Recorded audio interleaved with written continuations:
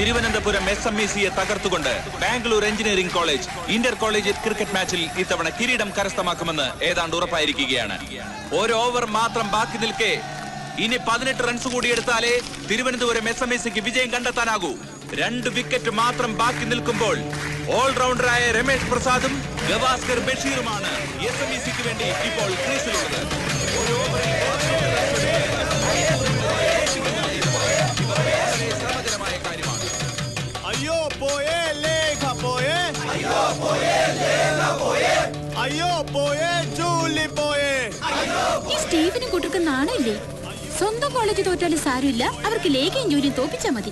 ഈ നിർണായക ഫൈനലിന്റെ അവസാന ഓവറിൽ ബൗൾ ചെയ്യുവാനായി ഇതാ ബാംഗ്ലൂർ എഞ്ചിനീയറിംഗ് കോളേജിന്റെ മിടുമിടുക്കനായ ഫാസ്റ്റ് ബൗളർ ശ്യാം സുന്ദർ.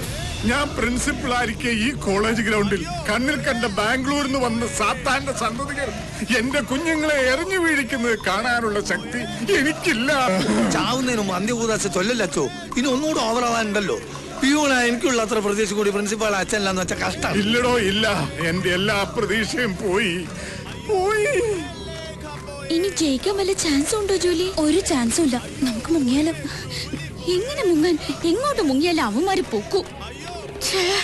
നാണക്കേടായി പോയി. ജൂലി 10,000 രൂപ സ്റ്റീഫനോട് ബെറ്റ് വെച്ച് പോട്ടേന്ന് വെക്കാം. കാരണം ഇവളുടെ അപ്പ പൂത്ത കാശുള്ള ഗൾഫുകാരനാ.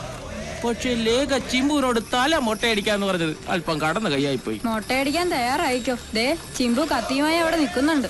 കോളേജ് യൂണിയൻ ചെയർപേഴ്സന്റെ തല വടിക്കുന്നതും ഒരു സുഖമാണേ. 4 വിക്കറ്റ് എടുത്ത് തിളങ്ങി നിൽക്കുന്ന ശ്യാം സുന്ദർ ഇതാ ബോൾ ചെയ്യുന്നു.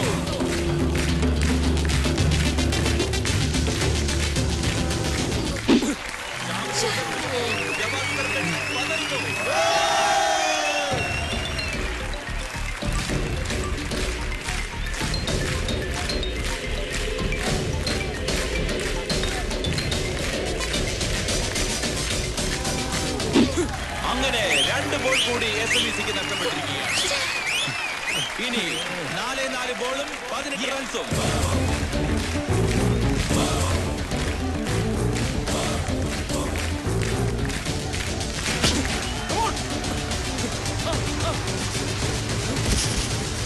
Gavaskar Basheer run out.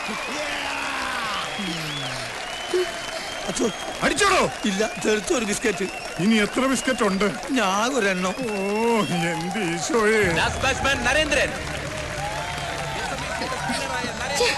അറിയാതെ ഈ വർഷം തോറ്റാൽ അടുത്ത വർഷം നമ്മള് ജയിക്കും ജോലി. ഈ സ്റ്റീഫന്റെയും കൂട്ടരുടെയും മുമ്പിൽ നമ്മൾ തളരാൻ പാടില്ല. തളരണ്ടടി, നിന്റെ തല മുട്ടടിച്ച് ഗ്രൗണ്ട് ഞാൻ നടത്തും.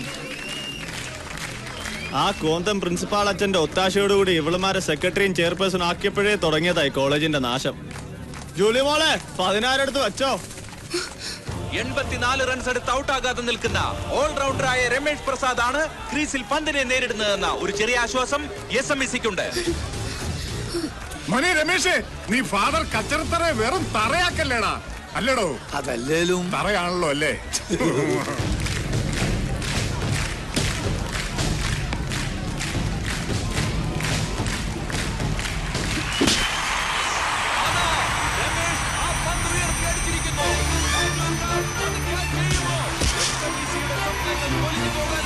എല്ലാ സാധ്യതയുമുണ്ട്. അത് ഞാൻ ചെയ്യുമോ? ഇല്ല. അത് രമേഷ് പ്രസാദ് SMECക്ക് വേണ്ടി സിക്സർ അടിച്ചിരിക്കുന്നു. മോനെ രമേശേ, നീ കോളേജിന്റെ മാനം കാത്തടാ. ഇതോടെ രമേശ് 90 റൺസ് എടുത്തിരിക്കുന്നു. 225 റൺസ് എടുത്തിരിക്കുന്ന ബാംഗ്ലൂരിനെ തോൽപ്പിക്കാൻ SMECക്ക് 12 റൺസ് കൂടി വേണം. 2 ബോളും 12 റൺസും.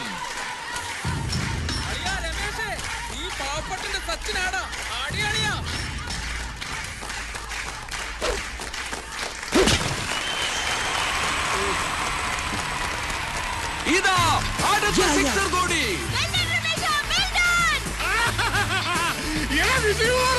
എന്റെ സന്തോഷം നിങ്ങൾക്ക് മനസ്സിലാവില്ല.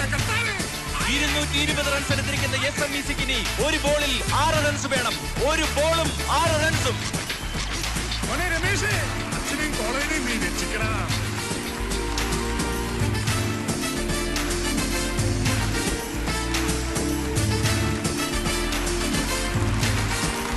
നിർണായക നിർണായകമായ ഈ നിമിഷത്തിൽ എല്ലാവരുടെയും കണ്ണുകൾ രമേഷ് പ്രസാദിലാണ്. 96 റൺസ് എടുത്ത് നിൽക്കുന്ന രമേഷ് പ്രസാദ് SMECയുടെ വിജയം ഉറപ്പാക്കുമോ?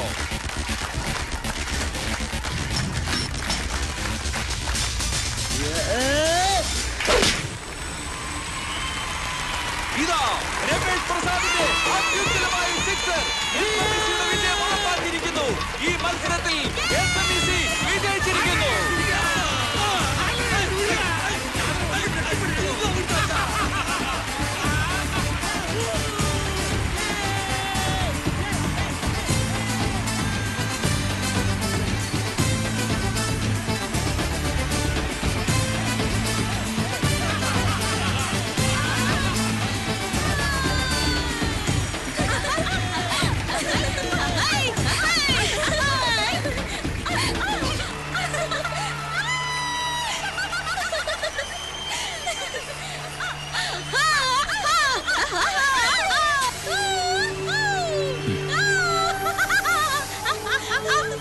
ഇതിലും ഭേദം ചാകുകയായിരുന്നടാ സ്റ്റീഫ.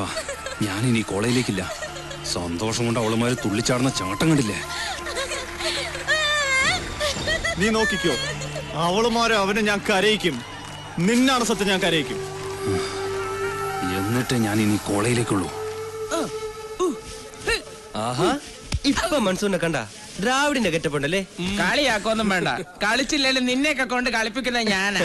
അല്ല, ഇനിയിപ്പോ ഗേൾ ഫാൻസിന്റെ ഒരു ബഹളമായിരിക്കും. അയ്യടാ മോനെ, ഇന്നത്തെ കളിയുടെ കൂടി നാഷണൽ ടീമിലേക്കുള്ള രമേശിന്റെ സെലക്ഷൻ ഉറപ്പാ. പിന്നല്ലാതെ എന്തതിശയമേ രമേശിന്റെ കളിയും എത്ര മനോഹരമേ. മോനെ രമേശേ, നീ ഫാദർ കച്ചർത്തറയുടെ മാനം കാത്തറ. എന്റെ മാത്രമല്ല, ഈ കോളേജിന് മൊത്തം അഭിമാനം നീ നേടിത്തന്നു. അതെ അതെ, സംഭവം തറയാവുന്ന കണ്ടപ്പോ 2-3 പ്രാവശ്യം മുങ്ങാൻ നോക്കിയതാ. ഈ ഞാനല്ലേ പിടിച്ചിരുത്തിയത്. അത് നേരാ, പക്ഷേ ഇത്ര വലിയ അത്ഭുതം നടക്കുമെന്ന് ഞാൻ കരുതിയോ? എല്ലാ ഈശ്വരന്റെ കൃപ, അത്രേ ഉള്ളൂ. നീ നോക്കൂ, ഗോൾഡൻ ജൂബിലി സെലിബ്രേഷൻ മുഖ്യമന്ത്രി വരുമ്പോ അദ്ദേഹത്തിന്റെ കൈകൊണ്ട് ഒരു സ്പെഷ്യൽ സമ്മാനം നിനക്ക് എന്തരിക്കും? ക്യാഷ് പ്രൈസ് ആണോ? അല്ല, അതിനേക്കാൾ വലിയൊരു സമ്മാനം. ഇപ്പൊ നീ ആ കാശം കൊടുക്കടി. ഏത് ക്യാഷ്? സ്റ്റീഫനുമായി ബെറ്റ് വെച്ച് കിട്ടിയതാ 10,000 രൂപ. ഇത് രമേഷിനുള്ളതാ. ബെറ്റ് വെച്ച് നിങ്ങളല്ലേ? നിങ്ങൾ എന്നെ എടുത്തോ?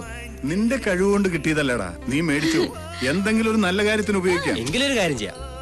കാതിർക്കാട് മോളുടെ കല്യാണത്തിനായി ഞങ്ങൾ കളക്ട് ചെയ്ത ഫണ്ടിലേക്ക് എനിക്കൊരു 100 രൂപയെ കൊടുക്കാൻ കഴിഞ്ഞോളൂ. ദാ ഈ 10,000 രൂപ കൂടി. മോനെ രമേശ, എന്തിനാ കരയുന്നേ? കരഞ്ഞോട്ടറാ, സന്തോഷം വരുമ്പോ ചിലപ്പോ കരയാറില്ലേ? എന്തായാലും ഖാദർക്കാട് ബെസ്റ്റ് ടൈമാ. രമേഷ് അറിഞ്ഞോ, സുബൈദയുടെ കല്യാണത്തിന് യേശുദാസ് വരുന്നുണ്ട്. നേരാണോ കാതിർക്ക? അതെ മോനെ, ദാസേട്ടൻ നമ്മൾ പഴയ ദോസ്താ. നിന്നെ പോലെ തന്നെ ഒരുപാട് സ്നേഹമുള്ള മനുഷ്യനാ. എന്റെ മോളെ കല്യാണത്തിന് വരാന്ന് ഏറ്റിട്ടുണ്ട്. അപ്പൊ കല്യാണം നമ്മൾ അടിപൊളിയാക്കുന്നു. യോയോ